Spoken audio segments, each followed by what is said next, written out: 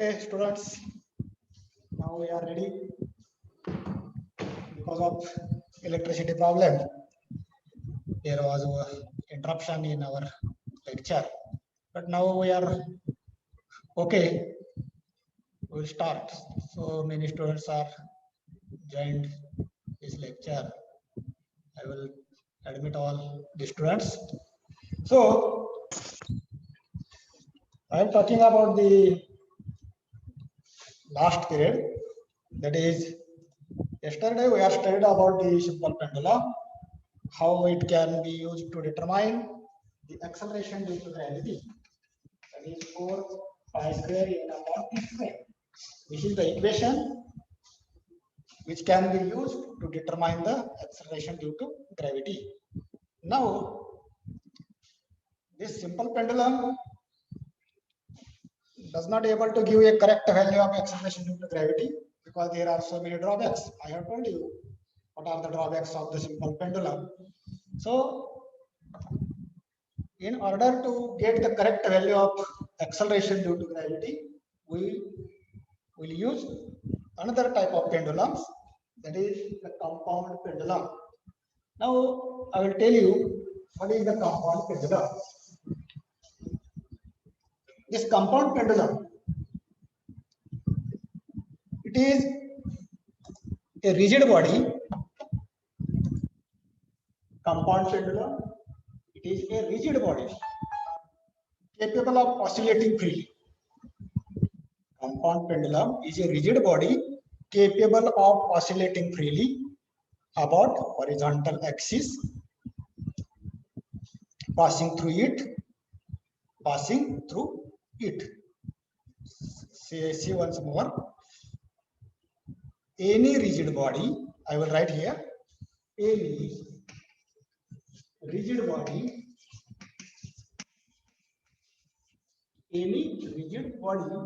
capable of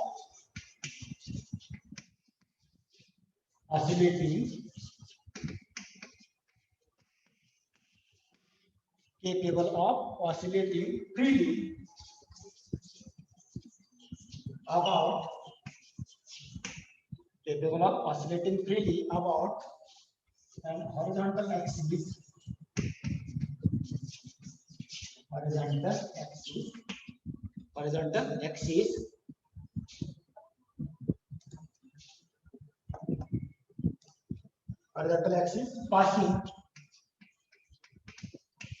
passing through it.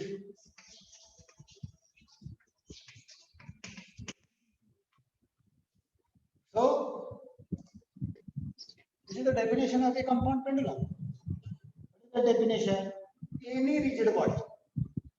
We can take any rigid body, and if we set that body into oscillations about the horizontal axis passing through it, so that rigid body is called as a compound pendulum.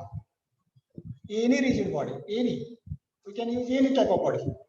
It may be having regular shape or irregular shape, makes no difference.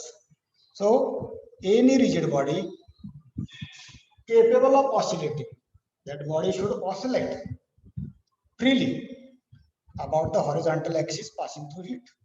Here, remember that the body is oscillating about axis. It is not suspended by any suspension thread or anything at all. It itself is suspended about the horizontal axis, and it can oscillate freely. If you take, this is a body, this experiment, that is bar pendulum, you are already performed that experiment in 12th standard. If we pass the axis through this body, and this body can oscillate like this. So such type of body, which is called as a compound pendulum. So here our work is to determine the period of compound pendulum. We have studied the definition of compound pendulum. Now we will obtain an expression for its period. So how it can be obtained? So the derivation of period of compound pendulum. So period of compound pendulum. I will write in short CP. CP means compound pendulum. Now, to obtain the expression for period of compound pendulum, we will consider one rigid body. Say this is a rigid body. Rigid body of any shape we can take as a compound pendulum. So say this is a rigid body, and say this is the point through which that horizontal axis passes. Say this is say x dash. It is the horizontal axis which is passing through that body. Say this is the point of suspension. Yes, this is the point of suspension through which that axis is passing. Now, the center of gravity of that body, this is the point of center of gravity. You know, center of mass and center of gravity, they are different. Center of mass means the total mass of a given body is concentrated at a single point. The point at which the total mass of a body is supposed to be concentrated. That is called the center of mass. And center of gravity, it is the point through which the total weight of that body is acting vertically downward. The total weight of the body is acting vertically downward. The weight is always acting vertically downward. So that point through which this weight is acting, that is called the center of gravity. So the distance from the point of suspension to the center of gravity is say L. L is the distance or length of compound pendulum. Again, the mass of a body or compound pendulum is say M. M is the mass of a compound pendulum or a given body. So this is our compound pendulum, in which this S is the point through which horizontal axis passes, and the body can oscillate about this horizontal axis. Now, this is the initial position of a given body. The body is at initial position. Then, if we apply a force on that body and displace this body to the new position,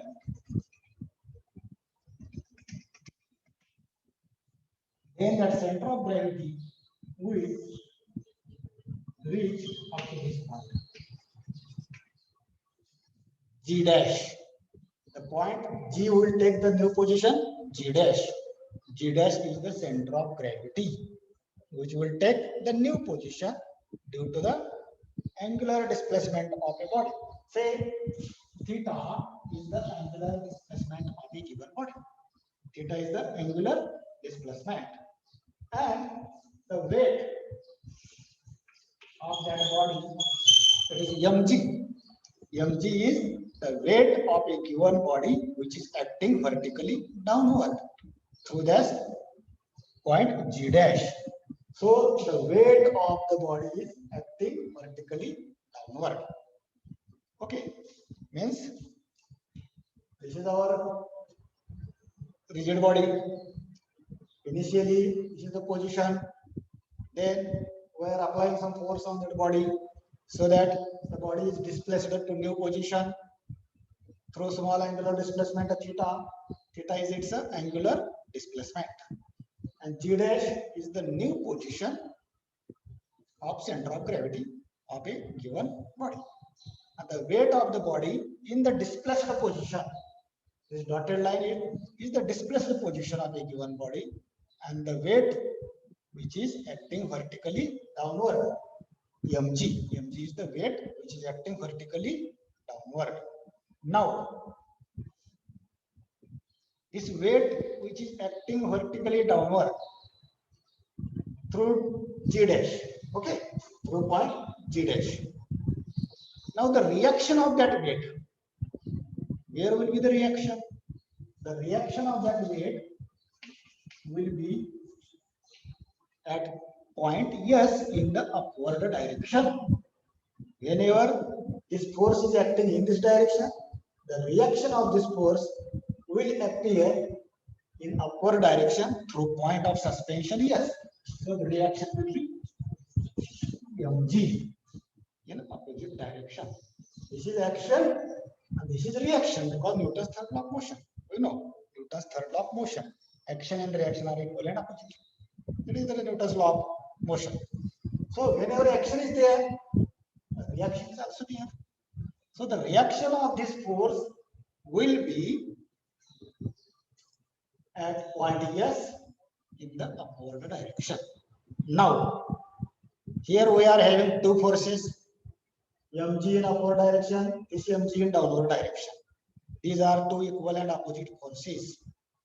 And when two equal and opposite forces are acting on the same body, then we get a torque or a couple. We get a torque or a couple. So this torque, due to these two equal and opposite forces, is given by. Now the definition of torque is, it is the product of, the definition that is when two equal and opposite forces acting on the same body, then that body is set into rotation. This type of two equal and opposite forces are called torque. That is definition. But mathematically, how torque is given? Torque is equal to force into perpendicular distance between two forces. Perpendicular distance. Here force is mg. Mg means mass into acceleration. Is the force according to Newton's second law of motion. That is, force is equal to mass into acceleration. So force into perpendicular distance between two forces. Perpendicular distance between two forces. Now, what is the perpendicular distance here? We have to draw this perpendicular from G dash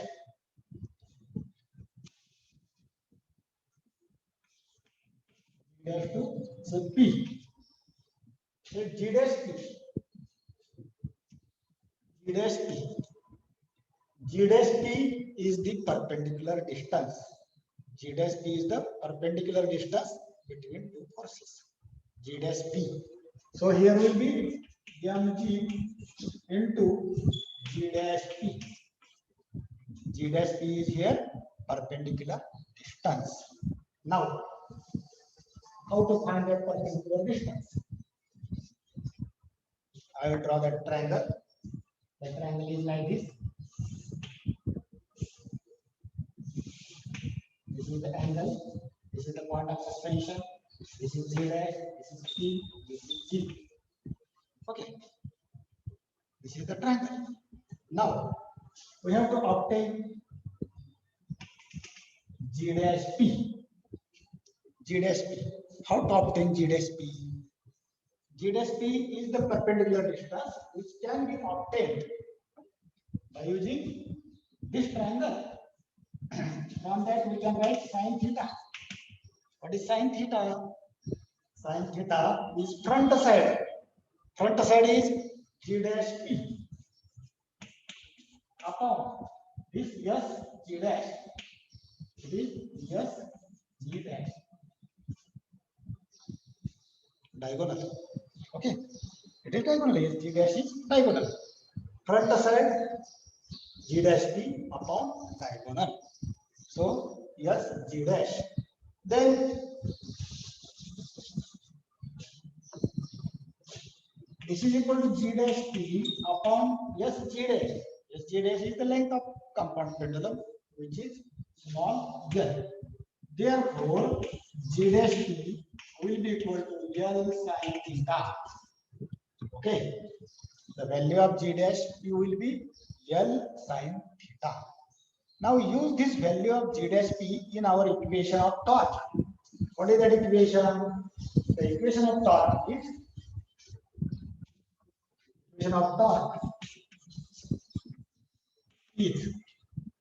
mg g dash p.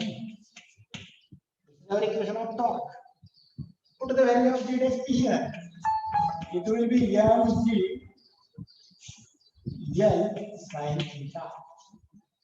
mgl sin theta. Now, what is this theta? Theta is here angle. Theta is the angle. Theta is the angle.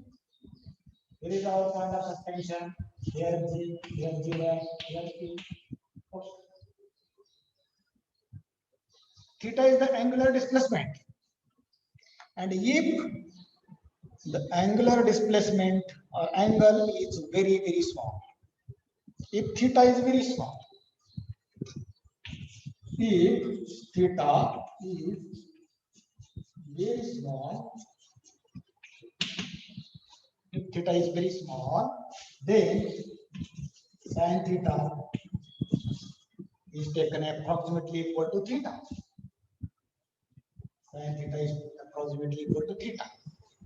Sin theta can be taken as theta. When theta is very small, how small?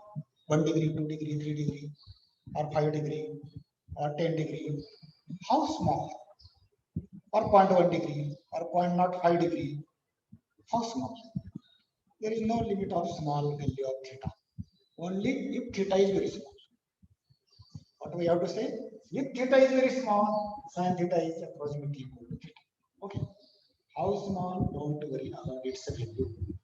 If it is very small, we can take sin theta approximately equal to theta.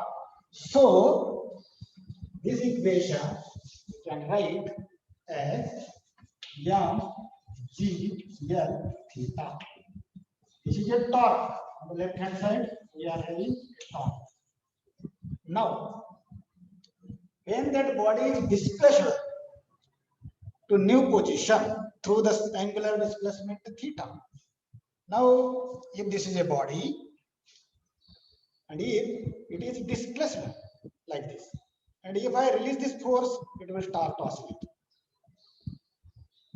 It will start to oscillate. It means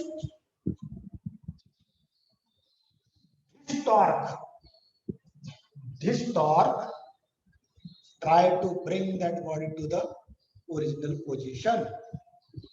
It brings that body to the original position. It tried to bring that body to the original position. So that this torque is called as a restoring torque. Restoring torque.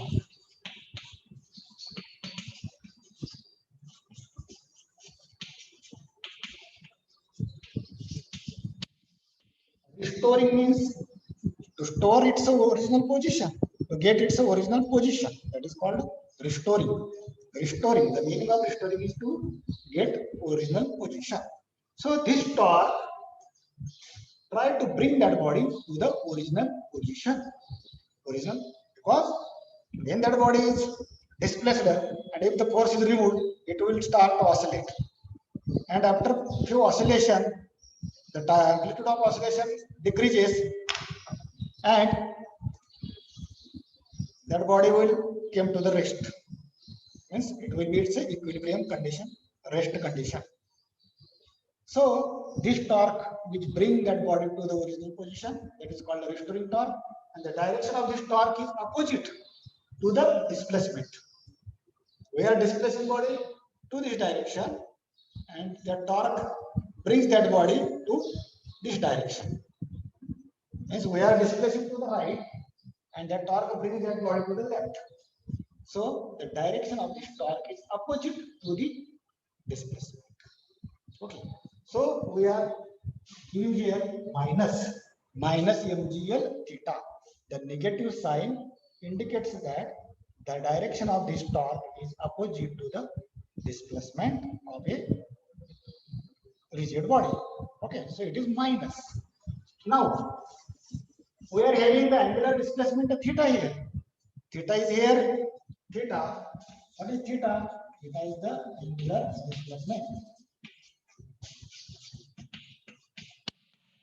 Theta is the angular displacement.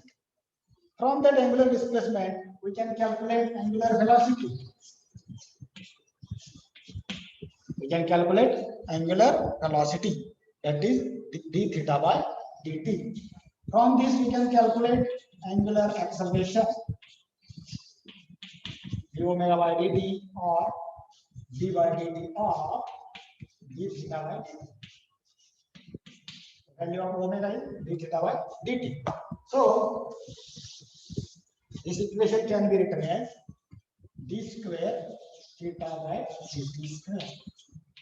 This is the angular acceleration. Alpha is here, angular acceleration. Angular acceleration.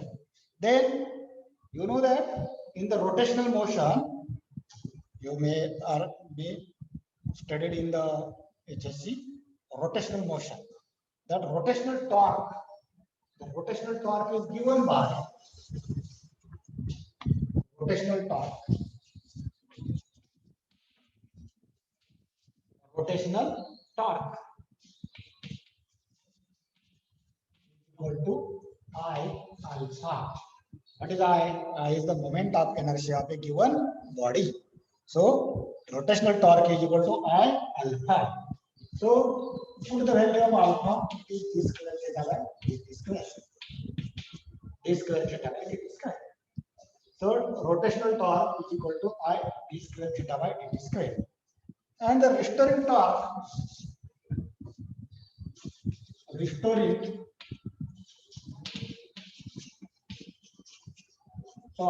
equal to minus mgl. This is restoring torque, this is rotational torque. These are the two torques. These are two torques which are acting on the same body. So we can equate these two torques. Equating these two torques, we get I d square theta upon dt square is equal to minus mgz theta. Okay.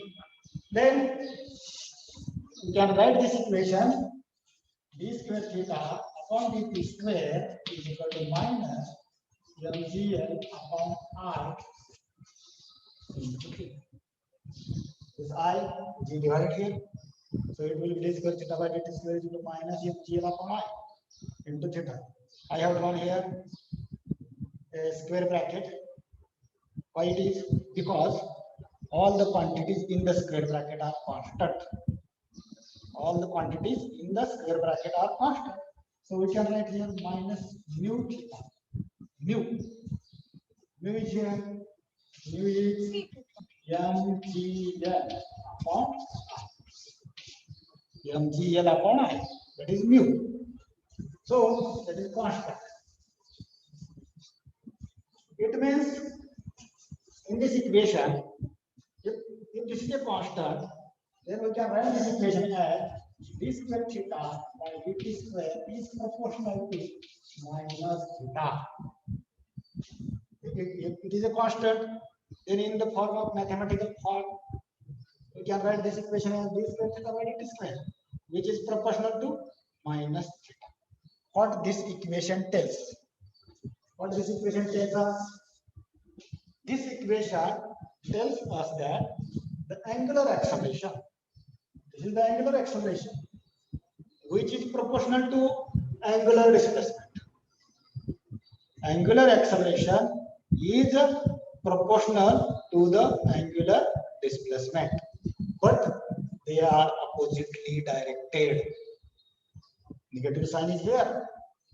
When the angular acceleration is proportional to the angular displacement, and if they are oppositely directed, then we say that a given body performs simple harmonic motion. SHM. SHM means simple harmonic motion, in which acceleration is proportional to the displacement, but their directions are opposite. Directions are opposite.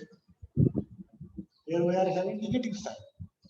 So a given body performs a simple harmonic motion, and the period of simple harmonic motion, which is given by t is equal to 2 pi root angular displacement upon angular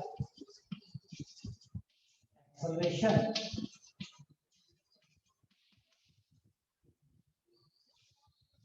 Angular displacement upon angular acceleration. Then put the values of here. Angular displacement and angular acceleration. Angular displacement is theta. And angular acceleration is theta. 5 dt square is equal to minus mgl upon I. This is angular acceleration. So we can put these values here. It will be 2 pi root theta upon. It is minus. What is this t? T is the period. Period is never negative. Time is never negative.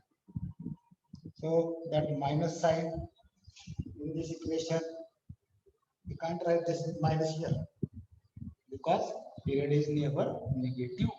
So we write here mgl upon I into theta. Mgl upon I into theta. Now in this equation, we can cancel that theta and theta. And equation will be 2 pi root I upon mgl. This I, which is this is numerator, this is denominator. Again, this is denominator of denominator, which will be numerator. So it is coming here. So I upon mgl. Now here I, we can have the value of I in terms of radius of gyration, which I0 plus ml square. Because we are taking here these rigid bodies. This is point of suspension. This is center of gravity. Okay. And when these two axes are parallel, then we can use the theorem of parallel axis. So the value of I0 is k square plus ml square. What is k? K is the radius of gyration. Radius of gyration. Radius of gyration means radius of gyration is the distance from the axis of rotation to the point where the total mass of that body is supposed to be concentrated. The distance is called the radius of gyration. So k is mk square. So put that value of I in this equation. Our equation will be 2 pi root mk square plus ml square upon mgl. Now here we can take m as a common and cancel with this. It will be 2 pi k square plus l square upon mgl. This is our equation of period of compound pendulum. This is the equation for period of compound pendulum. What is that equation? T is equal to 2 pi root k square plus l square upon gl. This is an equation for period of a compound pendulum. Okay. Means we can obtain the equation of period of compound pendulum. The equation is T is equal to 2 pi k square plus l square upon